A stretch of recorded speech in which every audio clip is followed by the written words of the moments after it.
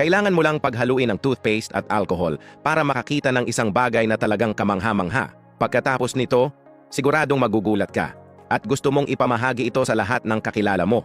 Hindi alam ng karamihan na ang simpleng kombinasyong ito ay ginagamit pa nga ng mga profesional na tagalinis dahil ang alcohol ay gumagana bilang solvent at ang toothpaste naman ay tumutulong tunawin ang mga dumi at mantika ng madali. Yan ang dahilan kung bakit ayaw ng mga mamahaling brand na malaman mo ito.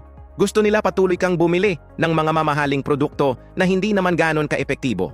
Pero ang simpleng DIY trick na ito ay sobrang galing, kaya kahit ang mayayaman, ito na rin ang ginagamit.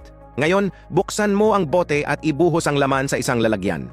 Dito, gumagamit ako ng 300 mililitro ng 46% alkohol. Pero kung iba ang klase ng alkohol mo, pwede mo rin gamitin. Pagkatapos, magdagdag ng 3 kutsara ng dishwashing liquid. Ito ang sangkap na magpapalakas at magbibigay ng dagdag kintab sa timpla. Haluin mabuti at pagkatapos ay maglagay ng 2 kutsara ng puting suka. Tumutulong ang suka alisin ang mantika, masamang amoy at nagbibigay ng malinis na amoy parang gawa ng propesyonal. At para sa huling sangkap, ang bida ng timpla, 1 puno na kutsara ng baking soda. Haluin hanggang maging pantay at makinis. Ang kombinasyong ito ay parang ginto. Ang baking soda ay isa sa pinakamabisang natural na panlinis. Natatanggal nito ang mantsa, makapal na grasa at ibinabalik agad ang kintab.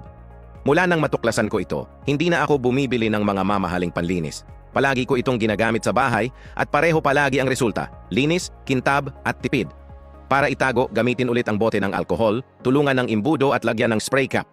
Sa ganitong paraan, lagi mong maihahanda ang sarili mong miracle cleaner sa bahay. Ngayon, ito na ang pinaka nakakatuwang bahagi. Tingnan mo itong kawali, sunog, mamantika at may makapal na dumikit na langis. Parang imposibleng linisin, di ba? Pero tingnan mo kung ano ang magagawa ng timplang ito. Ispray ang produkto sa maruming parte at punasan gamit ang tuyong espongha, walang tubig. Agad nalilitaw ang bula at kusa ng matutunaw ang dumi. Nakakagulat kung gaano kabilis bumabalik ang kintab, walang kahirap-hirap at walang kailangang kuskusin ng malakas. Tinatanggal nito ang mantika, mantsa at ibinabalik ang natural na kinang ng kawali. Kapag nagamit mo ito minsan, siguradong hindi mo nagugustuhing gumamit ng ibang panlinis.